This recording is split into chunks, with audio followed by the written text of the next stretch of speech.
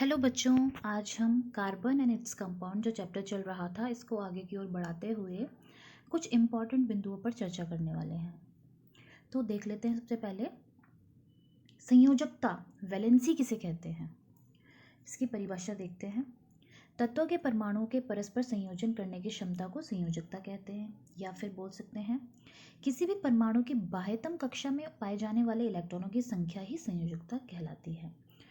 तो देखते हैं, जैसे कि हमको पता है कि जितने भी तत्व होते हैं, चाहे वो कार्बन हो, चाहे नाइट्रोजन हो, सोडियम, पोटेशियम, जो भी हो, सबकी अपनी एक परमाणु संख्या होती है। ठीक है। और परमाणु संख्या क्या दर्शाती है कि उसके पास नंबर ऑफ इलेक्ट्रॉन्स कितने प्रेजेंट हैं। सपोज देखते हैं, हम सोडियम है हमारे पास, हमें पता है सोडियम की परमाणु संख्या कितनी होती है, 11। इसका मतलब क्या है कि सोडियम के पास 11 इलेक्ट्रॉन्स हैं। और जब हम इनका क्या करते हैं, इलेक्ट्रॉनिक विन्यास करते हैं, यानी कि इलेक्ट्रॉनिक कॉन्फ़िगरेशन हम इसका करते हैं। 9th क्लास में आपने इलेक्ट्रॉनिक विन्यास निकालना सीखा कि किस तरीके से करते हैं। तो रूल के हिसाब से इलेक्ट्रॉनिक विन्यास क्या होता है कि जितने भी इलेक्ट्रॉन प्रेजेंट है उनको उनकी कक्षाओं में व्यवस्थित करना, that is called electronic configuration. तो रूल है 2, 8, 18, 32 का। यानी कि जो पहली कक्षा होगी, जब हम इलेक्ट्रॉन्स को अरेंज करेंगे, उनके परमाणु में कक्षाओं में अरेंज करेंगे, तो पहली जो कक्षा होगी उसमें पहली कक्षा को क्या कहते हैं, के शेल, उसमें 2 इलेक्ट्रॉन भरे जाएंगे मैक्सिमम। दूसरी कक्षा में 8 इलेक्ट्रॉन भरे जाएंगे मैक्सिमम, कम से कम कितने भी हो सकते हैं। तीसरी कक्षा में 18 और 32। ठीक है। तो जितने भी तत्व हैं, अगर इस हिसाब से उनके इलेक्ट्रॉनिक कॉन्फ़िगरेशन आता है, इस हिसाब से किसी तत्व का इलेक्ट्रॉनिक कॉन्फ़िगरेशन आता है, तो वो स्टेबल की कैटेगरी में आ जाता है, यानी कि स्थायी इलेक्ट्रॉनिक व्यवस्था उसकी होती है। लेकिन जनरली क्या होता है, ज़्यादातर तत्वों के जो इलेक्ट्रॉन्स होते हैं उनकी कक्षाओं में इसके अकॉर्डिंग नहीं होते हैं। जैसे यहाँ पे 2 हैं, के शेल में 2 चाहिए होते हैं। तो तत्व के जब हम परमाणु संरचना बनाते हैं तो उसमें क्या होता है, पहली कक्षा में 1 होते हैं, दूसरी कक्षा में 1, 2, 3, 4, 5, 6 कितने भी हो सकते हैं, और 8 भी हो सकते हैं। जिसका तो 8 होता है यानी कि वो स्टेबल है, स्थायी है। ठीक है। तो अब देखते हैं, जैसे हम देखते हैं कार्बन को देखते हैं। अगर कार्बन की परमाणु संख्या 6 है, ठीक है, तो जब हम इनका इलेक्ट्रॉनिक कॉन्फ़िगरेशन करते हैं, विन्यास करते हैं, तो हमें 2 और 4 की व्यवस्था देखने के लिए मिलती है। मतलब पहली जो कक्षा होगी, फर्स्ट जो शेल होगी, उसमें 2 इलेक्ट्रॉन होंगे। जो दूसरी कक्षा यानी कि एल कक्षा है, उसमें कितने, 4 इलेक्ट्रॉन्स हैं। तो जो बाह्यतम कक्षा में जो इलेक्ट्रॉन उपस्थित होते हैं वही क्या होती है, संयोजकता होती है। किसी भी तत्व की जब हम परमाणु संरचना बनाते हैं, उसके बाह्यतम कोश में जो इलेक्ट्रॉन होंगे उतनी संख्या ही क्या है, संयोजकता है उस तत्व की। जैसे कि यहाँ पे कार्बन की संयोजकता कितनी हो गई है, 4 हो गई है। ठीक है। ये तो तब तक होगा जब तक क्या होगा कि 1 से लेकर 4 तक अगर बाह्यतम कोश में इलेक्ट्रॉन प्रेजेंट हैं, किसी तत्व के 1 से लेकर 4 तक प्रेजेंट है, तो वही क्या होगी, इसकी संयोजकता होगी। लेकिन 4 से ज़्यादा अगर बाह्यतम कोश में इलेक्ट्रॉन है, लाइक 5, 6, 7 और 8, तो उस केस में हमें संयोजकता निकालनी होगी। कैसे निकालेंगे, अभी देखते हैं। यहाँ पे हम देख लेते हैं, तो इस हाइड्रोजन से स्टार्ट करते हैं। जो तत्व हाइड्रोजन है, हमें पता है उसकी परमाणु संख्या कितनी होती है, 1 होती है। ठीक है। जब इनका हम इलेक्ट्रॉनिक विन्यास करते हैं, ठीक है, उनको उनकी कक्षाओं में व्यवस्थित करते हैं, तो केवल पहली ही कक्षा परमाणु बनाते हैं हाइड्रोजन का, तो पहली ही कक्षा में केवल एक ही इलेक्ट्रॉन है, के शेल। ठीक है। तो जो बाह्यतम कक्षा है वो यही होगी। और बाह्यतम कक्षा में जो इलेक्ट्रॉन होते हैं वो क्या होते हैं, संयोजी इलेक्ट्रॉन होते हैं।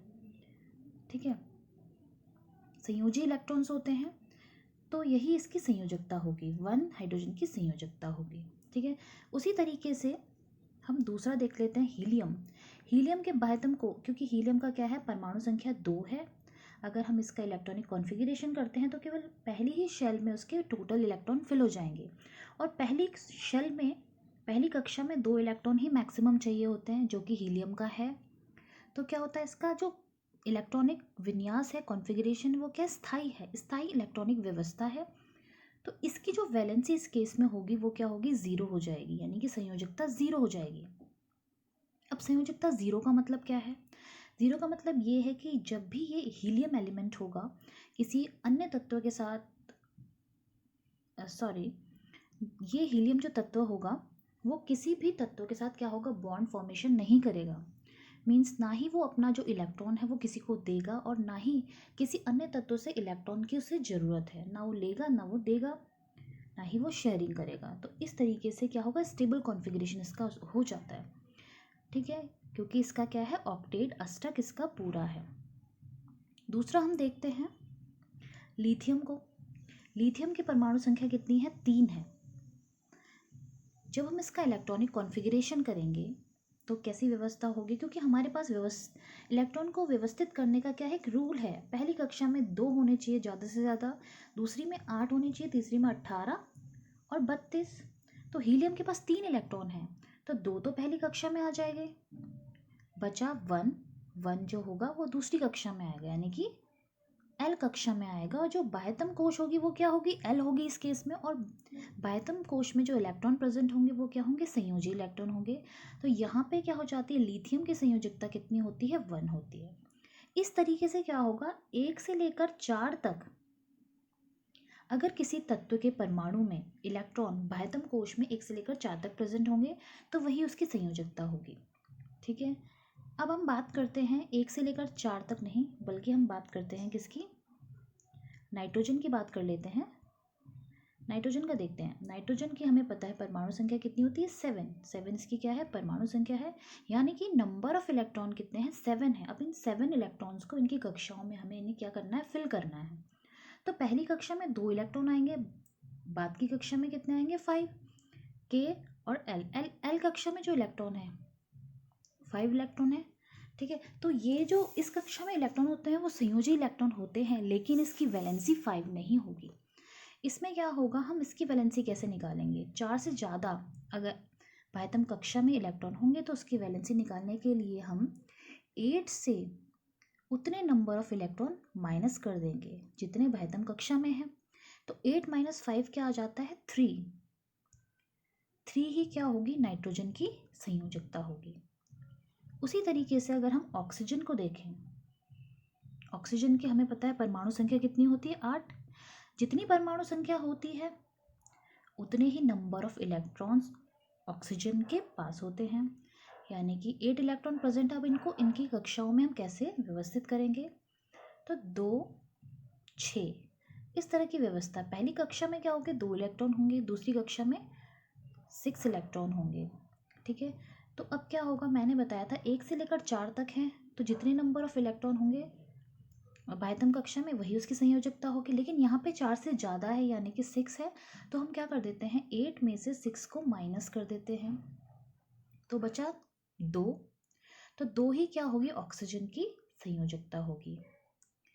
इस तरीके का कब तक चलेगा, जब तक बाह्यतम कक्षा में 8 तक इलेक्ट्रॉन आए, यानी कि 5 से लेकर 8 तक इलेक्ट्रॉन है, तो हमें क्या करना है, 8 से उसे माइनस कर देना है। ठीक है, वैसे ही हम देखते हैं नियॉन के पास कितने इलेक्ट्रॉन हैं, 10 इलेक्ट्रॉन है। ठीक है, 10 इलेक्ट्रॉन है। तो अगर हम इसका इलेक्ट्रॉनिक कॉन्फ़िगरेशन करें तो किस तरीके से आएगा, 2 पहली कक्षा में 2, दूसरी कक्षा में 8।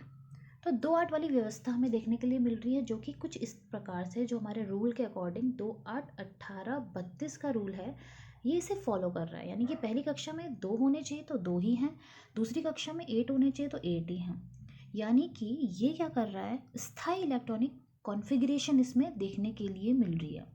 स्थायी इलेक्ट्रॉनिक व्यवस्था है तो यानी कि स्टेबल तत्व है ये। अब क्या करेगा, फ्रीली हम एग्जिस्ट करेगा, मीन्स ये किसी से बॉन्ड फॉर्मेशन नहीं करेगा, ना ही ये अपना इलेक्ट्रॉन किसी को देगा और ना ही किसी से कोई इलेक्ट्रॉन लेगा, क्योंकि इसका क्या है, अष्टक, इसका ऑक्टेट रूल के हिसाब से इसका ऑक्टेट क्या है, कंप्लीट है, पूरा है। अब यहाँ पे हम कार्बन को देख लेते हैं। कार्बन का जो एक गुण है क्या है, ये टेट्रावेलेंट है, क्या है, चतुस्संयोजी। चतुस्संयोजी मीन्स क्या है, इसके पास क्या है, अपने 4 इलेक्ट्रॉन्स हैं आउटर मोस्ट शेल पे, ठीक है।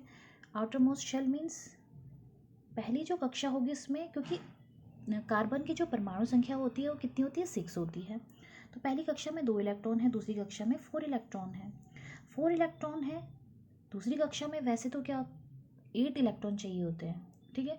तो 4 हैं तो 4 इसे कहीं और से चाहिए होंगे, ठीक है। तो क्या होगा, ये क्या करेगा, अन्य तत्वों के साथ क्या बनाएगा, बॉन्ड बनाएगा। कौन से तत्व, जो कि क्या हो, मोनोवैलेंट हो, जिनके पास क्या हो, एक बाहरी कक्ष में केवल एक इलेक्ट्रॉन प्रेजेंट है। तो हाइड्रोजन है, हाइड्रोजन है, एक हाइड्रोजन के पास क्या होता है, एक ही इलेक्ट्रॉन होता है, क्योंकि उसकी परमाणु संख्या कितनी होती है, 1 होती है। तो एक हाइड्रोजन अगर आएगा तो भी कार्बन के पास 8 कंप्लीट नहीं हो पाएंगे। तो इस तरीके से हाइड्रोजन के 4 क्या आएंगे, परमाणु आएंगे, और कार्बन के साथ क्या करेंगे, बॉन्ड बनाएंगे अपना अपना इलेक्ट्रॉन लेके, क्योंकि कार्बन के खुद के इलेक्ट्रॉन्स जो हैं, जो नीले डॉट हैं, कार्बन के खुद के इलेक्ट्रॉन है 4, जो आउटर मोस्ट शेल पे होते हैं, संयोजी इलेक्ट्रॉन्स, ठीक है।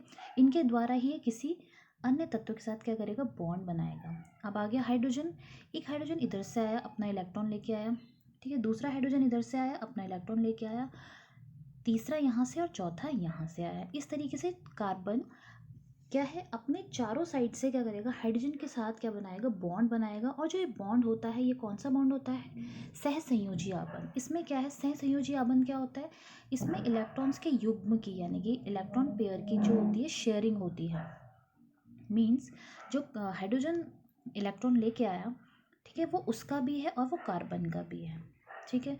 तो हाइड्रोजन भी अपना क्या कर रहा है, रूल के हिसाब से अपने 2 इलेक्ट्रॉन्स को कंप्लीट कर रहा है, जो कि पहली शेल में उसे चाहिए होते हैं।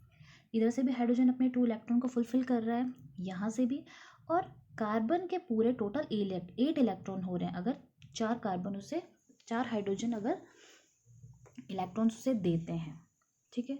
तो क्या होगा, खुद के तो 4 हैं ही कार्बन के, और 4 हाइड्रोजन भी उसे दे रहा है, तो 8 इलेक्ट्रॉन पूरे हो रहे हैं, ठीक है। तो यानी कि 4 साइड से कार्बन क्या कर रहा है, सहसंयोजी आबंध बना रहा है।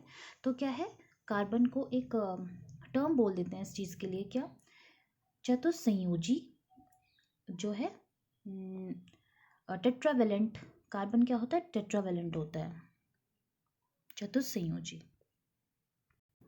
अब कार्बन की दूसरी प्रॉपर्टी देख लेते हैं। कार्बन में प्रॉपर्टी होती है श्रृंखलन की, यानी कि कैटिनेशन की प्रॉपर्टी होती है।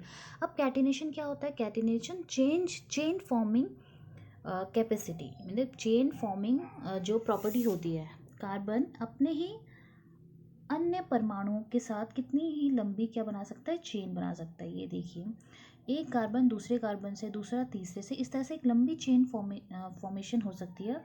इस तरह के अणु होते हैं, ठीक है। अब जो कार्बन कार्बन के बीच है, अगर आपको पता है कार्बन कार्बन के बीच में अगर सिंगल बॉन्ड है तो इसे एकल बंध बोल रहे हैं, ठीक है। यानी कि अगर एक वन पेयर ऑफ इलेक्ट्रॉन की शेयरिंग हो रही है, ठीक है, तो क्या एकल बंध है, ठीक। अगर कार्बन कार्बन के बीच में दो इलेक्ट्रॉन पेयर की शेयरिंग हो रही है, तो क्या होगा, द्विआबंध फॉर्मेशन होगा, यानी कि डबल बॉन्ड का फॉर्मेशन होगा। तीसरा, अगर 3 युग्मों की शेयरिंग हो रही है, 3 इलेक्ट्रॉनिक युग्मों की शेयरिंग हो रही है, तो क्या होगा, त्रिआबंध का फॉर्मेशन होगा, ठीक है। तो इस तरीके से कैटिनेशन क्या हो जाता है, chain forming capacity of carbon, ठीक है। इसकी परिभाषा देख लेंगे। कार्बन में कार्बन के ही अन्य परमाणु के साथ आबंध बनाने की अद्वितीय क्षमता होती है, जिससे बड़ी संख्या में अणु बनते हैं। इस गुण को श्रृंखलन यानी कि कैटिनेशन कहते हैं।